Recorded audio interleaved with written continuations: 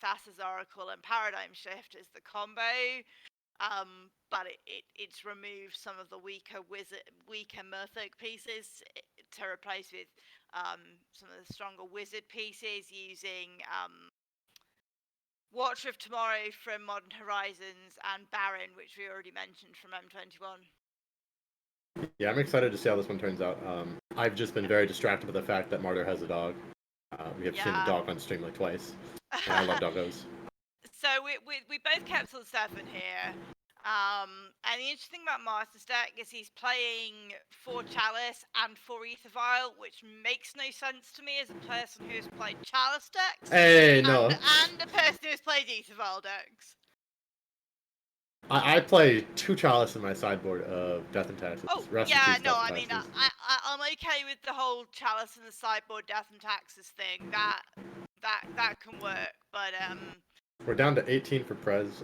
We have unfortunately not been able to talk about it yet, but Lotus Petal turn 1 into Mountain, and now we're going to see a Plateau, I want to say. It is a Plateau, yeah. Against a single snow-covered island. And that would be the Goblin Crate Maker, I think? That does not look like Crater Maker. That looks like a Goblin welder? Crate Maker. No, Welder Engineer. is only Engineer. 1 mana. That's Engineer. So I saw it was 2. I saw he tapped 2 mana. I was thinking, Engineer is 3 mana, but no, Engineer is 2 mana. So Engineer has added a bit of flexibility into Painter decks because it does a very similar thing to Welder, but with just some subtly different places for interaction, or rather less ability to interact with it. So this particular build has 4 Welders, 3 Engineers. I'm really curious to see what he's going to put into the grave. Oh, and never mind. We're not going to see that at all. It didn't resolve. It's gone. We're going to see a Force pitching a Force. Pitching Force is a pretty strong opening play. And that would be Cavern of Souls, presumably naming Wizard. I would assume so. I see a Watcher now.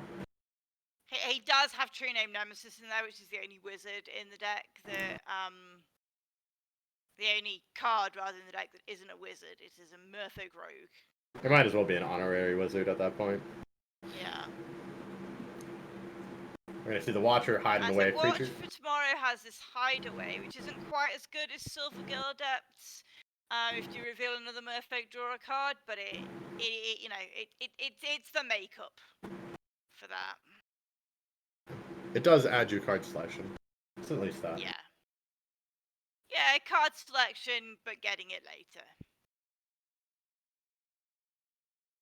We're going down to 16. Okay, and we found our Imperial Recruiter. Yeah. Playing the OG Imperial Recruiter that you could get in America at least.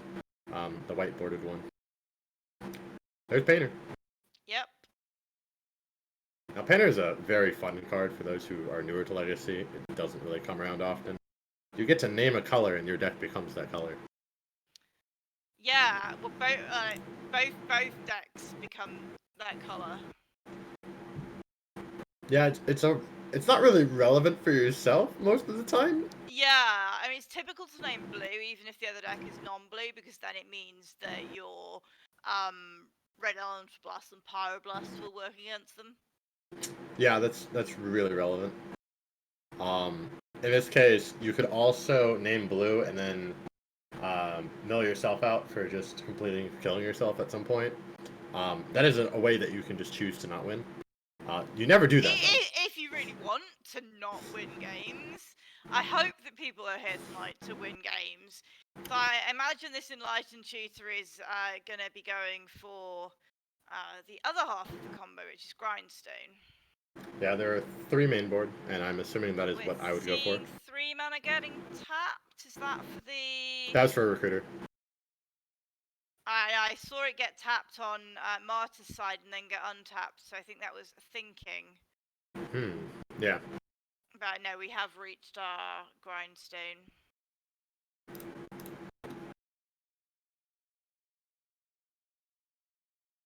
Oh, player's joke about art being upside down.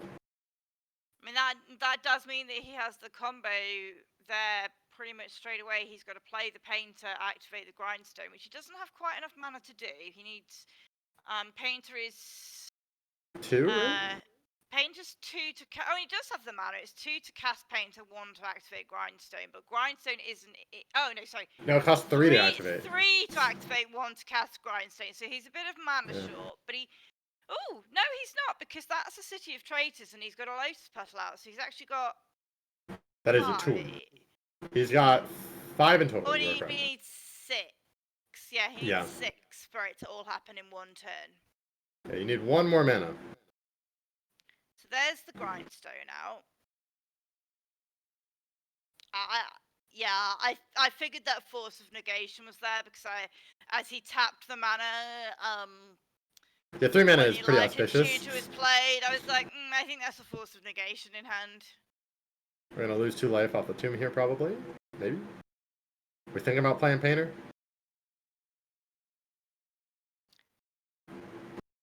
I think I would want to play Painter quite early against this deck because I feel like Pyroblast and Red Elemental Blast is potentially useful point removal against an aggro deck that started slowly. Yeah, naming blue, of course. We got the Pokemon energy counters to denote that we're naming these decks blue. Yeah, I'm not a big fan of when Magic players use Pokemon cards to indicate things, but I can cope. I think my favorite version is when people are doing tests and they're floating mana, they just start playing Pokemon cards to float mana. Yeah, no, you need to use an Arcade Post Storm counter for that. I've actually seen someone with like the full set of the Storm counters, along with like all the different mana counters that Arcade Post has. Just played the full thing. It was really funny because they turn 1 me. It was really sad. Aww. Yeah, it was an 1 turn empty the orange for like 12 or something stupid. Oh yeah, that's painful, isn't it? Because you need precisely 1 answer, which is pretty much never there in the main deck. Yeah, you need a Flusher Storm on that. It feels bad. I was on Stoneblade at my first like major event. For the decks that I play, the answer would be Holy Light, but it's also not a main deck card. I mean, in theory, nowadays I play main deck Engineered Explosive, so I could have just been like, Engineered Explosive on 0, activate, or something. Ooh. Swing in with the Watch for tomorrow, which is interesting because it's a 2/1, so Painter's Servant would kill it, which makes me wonder what's underneath it. I'd be tempted to take that too, but he blocks it with the Imperial Recruiter. They trade. Interested to see. They've also played a Riptide Laboratory, which allows you to return a target wizard you control to its owner's hand. Which is a little bit like Caracas, but for blue cards. For wizard cards. Very specific to wizards. Yes, wizards. Which typically are blue. Typical. Yes. I'm gonna play another Watcher. Okay, I wonder if the Watcher was off the Watcher or if we've got a...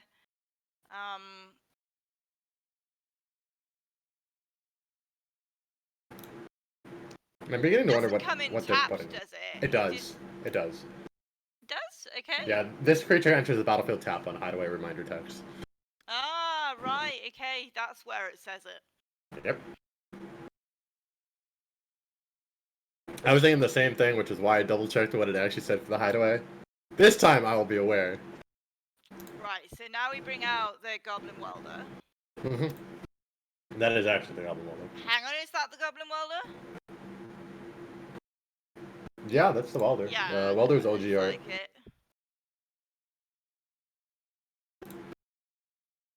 Yeah. Was Welder recently printed? Anytime, like in the recent memory? I don't think Welder has been reprinted. I need to double check that. It has. Commander 2014. That hardly counts as a reprint. Yeah, I know. Also in the dual deck and in Commander Anthologies. Also doesn't count as a reprint. None of these count as real reprints.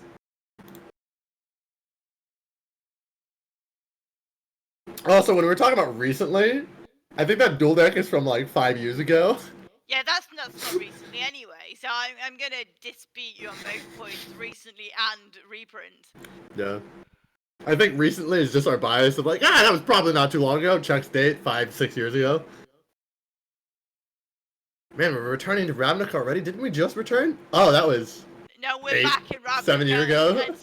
Very soon we're back to Zendikar. Yeah, you don't want to return to Zendikar? No, I think it's back to Zendikar. Yeah, we had the battle for Zendikar, but what about Rising of the Zendikar? No, isn't the Eldrazi that rise? I don't know anymore. Maybe we'll have a Rise of an Eldrazi 2 or something. I will admit, I was a little bit disappointed we didn't go back to Khans. We saw a lot of Khans reprints in Ikoria and to a lesser extent Theros. We're going to New Phyrexia! But, we didn't actually get to go back to Khans. I know. Mirrodin, Phyrexia, whatever you want to call it nowadays. It'd be interesting to see, like, Koth alive. Or if Koth is still alive. Oh, we're doing a paradigm shift? Oh boy. Yeah, I was just going, what is that card? And it's Paradigm Shift. Yeah, for those not familiar with Paradigm Shift, you remove all cards in your library from the game, and then you shuffle your graveyard into your library. It's kind of like a Jace Ultimate, except you only play it when you've got things that are payoffs for it, and in this case, Thassa's Oracle is the payoff. Did we see a Thassa's Oracle in the grave? No, but I imagine he has it in hand. I would also imagine so. Or possibly under the watch for tomorrow. I'd be really sad if it's under the watch for tomorrow, because then he has to get rid of it somehow. Which is why I was. You gotta bounce it, I guess. I might just take the damage from the watch for tomorrow. I mean, he does have the wizard thing that allows it to bounce it, so it's a leave the battlefield trigger. It's not a die trigger. Yeah, this is true. And I'm wondering if Prez has like a Power Blast or a Rebel Hand, because this could get really bad. He's 5 of them in the deck, so it's entirely possible that he has that. Yeah, he bounced it, so that was probably where the Thassa's Oracle was hiding. I would imagine so. And now there's 2 in the graveyard. Thassa's Oracle is blue, so it is exactly what he needs to win the game. I think he's gonna play something else first, I would assume. That way he generates more devotion to blue. He has just tapped blue, and he does only need the 2 devotion. Yeah, but it's a little bit better just to have a little bit more. Oh, yeah. He's thinking. I think he's probably just gonna go for it. I don't think you would tap blue for the Merfolk, would you? I think you would tap the Cavern, right? That is watch for tomorrow. Because you have a Cavern, it is a wizard. Oh, exactly, yeah. Oh, here we go. We just won the game. And then the Oracle, yeah. Just to make sure that you can actually get it. Yeah. But I mean, I think Thassa's Oracle off the Cavern is entirely sufficient there. Yeah, but I think you actually need to physically draw the last card, because there's 2 cards in the library, and you're only drawing 2 cards with 2 devotion to blue. I think Thassa's Oracle specifically says... If X is greater than or equal to the number of cards in your library, you win the game. So Thassa's Oracle and 2 cards in the library is sufficient. Yeah, then I don't know. Insult to injury? I don't know. In any case, we're getting to our sideboards now. And he does escape. Watcher for tomorrow isn't a problem because it's look at the top 4, which isn't draw, so you don't lose from failing to be able to look at the top 4. Yes, that is very relevant. So what are we going to be sideboarding here? Honestly, I could see Fairy Macabre. I could see Force Negations coming in. I could see a Venser. Get the Blood Moon from Strawberry Shortcake. Oh yeah, from Strawberry Shortcake I could see that. I'm looking at the deck list for Wizard Shift. Yeah. Jitte doesn't seem stupid to bring in either. I mean, if you're going for the beatdown plan with your name, totally bring in the Jitte. I love that. I don't think any of the graveyard hate's relevant.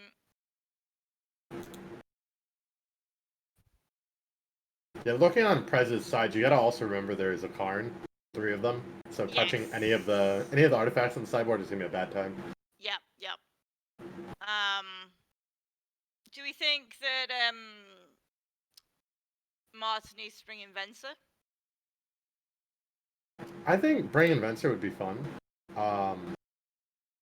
It does help remove some factoids of your combo. I mean, You can flash it in and remove the painter when they activate the grindstone, which is kind of funky. Yeah, it does come in handy. It does come in handy. Speaking of the side of Prez, I think one of the most interesting things that you could put in is Pithy Needle. Naming the Riptide Laboratory or whatever it's called. Yep. Turn off the wizard blink or whatever. Because I mean, there's many other ways around it, but that's the method he chose that game. Yeah, there is ways to get around it, but definitely I think the Pithy Needle naming Riptide Laboratory is probably a pretty good name. I think I'm also probably going to be bringing in the full 4 bolts in case he just decides on a beatdown plan. Yeah, 4 bolts is a great beatdown plan. Although keeping the Pithy Needle in the sideboard always lets you to get it from Karn. Yeah, Pithy Needle probably should stay in the sideboard to be got off Karn rather than to be played as a 1 in 60. Yeah, I'm a big fan of getting one more Reb, another Blood Moon's good, and then 4 bolts is probably fun too. And the Blood Moon he's only playing one of because he can guess it with Enlightened Tutor. Yeah. No point when you're playing 3 Enlightened Tutors. I mean, I think he does need to sort of look at the more controlling type plan here. So he needs to be, well, I mean, it's interesting. The Strawberry Shortcake evolves into a beatdown plan in a way that regular Painter doesn't. Yeah, I think Strawberry Shortcake does have the incentive to go towards beatdown. I do think you can also just go straight for the combo and finish off immediately. I think in this matchup, I would want to be going more straight for the combo. Just don't care, just Pyroblast, whatever, just keep going. Yeah, so I think that means putting in the lock pieces. I think that means putting the Blood Moon in the main deck. Yeah. And hoping that if you don't find the combo quick, that you find the Karn quick to put down the lock pieces that stop the Merfolk player or the Wizard player from going off. Yeah, I think it's very difficult to stop the Wizard player from going off, though, just because of how the nature of the deck works. I just want to really quickly get to mine.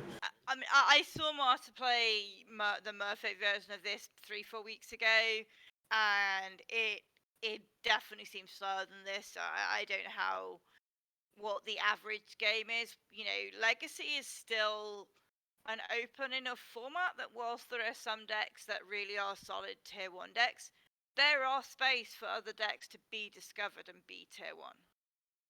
Yeah, and I think when you're responding to meta, you always have kind of like this triangle of how things work. So like you got your control deck, which beats on combo, and like mid range sometimes, but then like you get the. It depends on where it is. So it's like all a triangle. Like it's like if the meta is really mid range heavy, you play combo. If the meta is like super control heavy, you play mid range. And it just ends up in this vicious circle, this vicious triangle that ends up like feeding into each other. Like, what is the meta like today? There's so much benefit from actually playing the deck you love and playing it well. We've seen that in mod fights. We've seen decks that don't seem highly positioned actually do well just because the pilot knows them inside out and backwards. And I think this time around we're going to see the Goblin. That's the Goblin Engineer? Yeah. It's got a colorless floating. That we do. If this was old school, this would be a mana burn effect right now. We're throwing Grindstone to the graveyard. Very relevant. Yeah, I always get Goblin Engineer confused because this is an ETB trigger that sends things to the graveyard. Yeah, it's a bit weird. It is a very relevant card, though. Interestingly enough, that is a Chalice on 1. Yeah, I was meaning what the land was, but yes, it is a Chalice on 1. That is an Aboro. Yeah. So I think now Prez is going to have to go for his beatdown plan. Yes. Interestingly enough, Prez could have turn 1'd, Actually, no, he couldn't have. He had to tap to sack. Can't do that. I was thinking potentially he could have sacked the Lotus to generate the red mana, but it requires tapping. Oh. But it's not a creature, so he can tap it. The Welder is it. The Welder requires tap. And the engineer requires tap to actually get the artifact back, Yeah. and it needs an artifact to be sacked. Yeah. Because we did have the generated 1 mana floating. Yeah. And we're going to see a forced pitching. I don't know what the heck we're pitching here. I don't know why you'd force an Imperial Recruit at this stage. I'm not sure what I think he's going to get off it that I'm worried about. I mean, it is open deck pitching list. a Thassa's Oracle. That's interesting. You do end up in a situation where, you could fetch like an Aethersporn Canonist or a Crater Maker. I'd be fetching Crater Maker, actually. Never mind, that is actually a scary fetch. Yeah, it takes out the Chalice. Mm-hmm. Turns back on Grindstone. I don't think you want to be in that position. I believe that's a Baron. Yeah, looks like it. Targeting the Engineer. Yep. Hang on, so Baron is... it is just one of the target creatures. It's not target creature you control. Nope. It's only relevant if you have the second effect.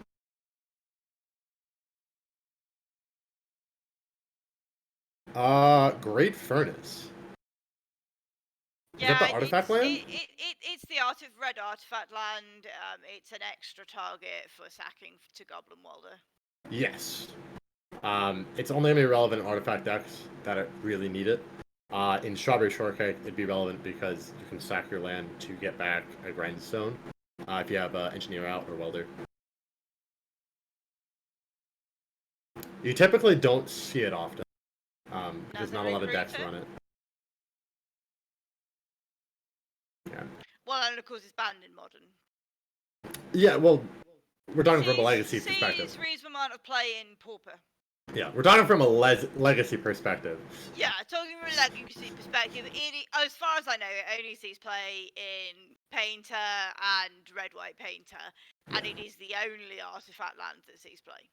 Yes, unless you're some strange individual who's playing Affinity and Legacy, and then we have some kind of other issue because I've never really seen someone. Yeah, I mean, Mud is not Affinity, and if you're playing artifacts, you should be playing Mud. Yeah, you might as well at that point. Get your metal workers out, beat it down with Mud. Well, apparently there's a blue Karn deck, so I wonder if that plays the Seat of Synod, yeah. There is a blue Karn deck. It is like a Tron deck of sorts, from what I remember. It's been a long time since I've seen that deck, though. So we've got a Watcher out. Yeah, we're gonna see a Watcher. Oh, I think I know what Chaotic's talking about. There's a blue Saga that's like temporal something or whatever. It's got like 4 abilities as it takes down. Yeah, I think I know the one you mean. Yeah. Don't know the name. I have no idea what it does. Trouble's gonna go down to 10. Jeez. We're gonna see Credit Maker. Relevant text. I mean, off a Welder, the Grindstone does not have to get cast. No. It seems like we're just trying to get rid of things right now. And the same with the Engineer. It does not get cast. It can just come back to the battlefield. Off of the Engineer and the Welder, it just comes in. It's a trade. Yeah. That's not bad. Just got rid of the Chalice anyway. But he's being beat down regardless. Yeah, I do wonder if we're going to get into a situation where we're going to need to slowly but surely actually have blockers. You gotta feel for Prez because his only 2 mana sources, one of them does 2 damage every time he taps it. Yeah, that can get so painful. I play decks with Ancient Tombs, and your first Ancient Tomb, if you don't draw other lands, can be painful. Your second Ancient Tomb, and you're just in tears. You just think the game should never have been invented. I'm honestly hoping that the next card he plays is a Blood Moon, because otherwise this is gonna be World of Hurt. Yeah, because there's only one basic out.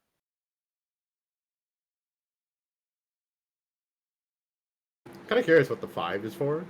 Yeah, I mean, he went 6, then 5, and I'm not sure what he's communicating to us or to Marta at the moment. We are going to see one red. Not sure what it's doing. Oh, apparently it's cards in hand. Apparently he's presumably being asked so often he thought he'd keep it clear information. Okay, in with the welder.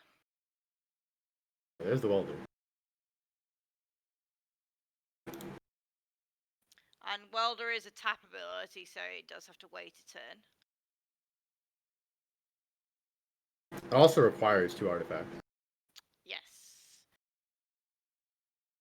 You need one in your grave and one on the battlefield. He does not have one on the battlefield, does he, at all? No. A Merfolk Trickster? Yep.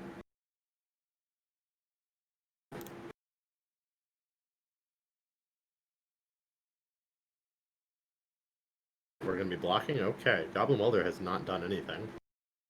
I think he presumably just doesn't have an artifact in hand, so he knows he has to use it, but it's blocking but not trading? It is a 1/1, right? Against Merfolk Trickster? Yeah, Trickster's a 2/2. Yeah. I guess he doesn't want Martyr to get what's under the Watcher. We saw that happen in game 1 and thought that was maybe a mistake. Okay, now we have 5 mana open. City of Traitors gives him some mana options. Ooh. But probably not enough. I mean, if they have a Painter and they have a Grindstone in hand and a Lotus Petal, this game's over. With no forcible effects. Yeah. Although that is very risky. He is thinking though, so Ooh. you do have to wonder if he has got something there. Ooh, 3? that might be a Blood Moon? We're floating one for an Engineer. Is this an Engineer? Again. A little bit slow. So Yeah, we're putting another artifact down. Graveyard. I'm not sure what you want to throw into the graveyard. Oh, an LED, okay. It's either Painter or Grindstone. Ooh, no, he's still got 4 hard cards in hand, so Ensnaring Bridge isn't going to work. Would be nice to have, though. Yeah. Also, I think the Ensnaring... Oh, no, he does run 1 Ensnaring Bridge in the deck, as well as 1 in the graveyard for being... Okay, we got 3 mana floating. Yep. Ensnaring Bridge! There it is. Yep. There's 3 mana open. Kind of relevant. Let's hope there's not a Force of Negation in hand. 3 cards in hand. Yeah. We have a 2/2 and a 2/1, and he's on 4. He does have 2 creatures to block with.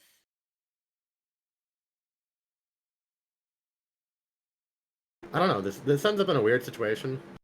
I'm assuming it has resolved, unless Martyr's still thinking about it. Yeah.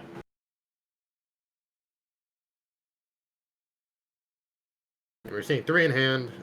Both of them can swing in. You're correct. I think you just block them, though. Yeah, we have got Bridge Resolve past turn. I'm very much in favour of that bridge art. Nimble Obstructionist. Oh, and just playing it as is, not cycling or anything. Nothing to do with it. Sure. So yeah, that would be a flash it in, I believe. Can't attack though. Can't attack. Yes, what is it? A 3/1? 3/1, yeah. Casting something for 4. Paradigm Shift. Oh, Venser. Yeah. That's a Venser. Yeah, yeah. Whew. We're bouncing the... Ooh, okay. Well, I think bouncing the blockers makes the Nimble Obstructionist can't... Oh, there's 4 cards in hand now, so it can attack. Yes. Yeah. Ooh, that's rough. That's rough. Yeah. And that's interesting, he was left with 2 Pyroblasts in hand. Yeah, you end up in a situation there where you want to Pyroblast the Watcher, but then you don't know what's under the Watcher. Yeah. That Ancient Tomb really hurt him a lot. Yeah. And then it's a deck that plays, I think, 7, maybe 8 Solons. So our final is going to be Wizard Shift Versus Lauren. versus a Lauren. I don't think anybody could have expected that at the beginning of July. Yeah, there are 7 soul lands in the deck. So we will. Yeah, he did bring in the Umezawa's Jitte as we suspected. Oh yeah, that is an important point to note. The Snaring Bridge does say greater than the number of cards in your hand, so he didn't even need to bounce it. That's just extra value, I guess. Yeah. So I guess we're gonna sign off now and get things prepped for that final. Alright. We'll be back in about 5 minutes. Give or take. See you guys in a little bit.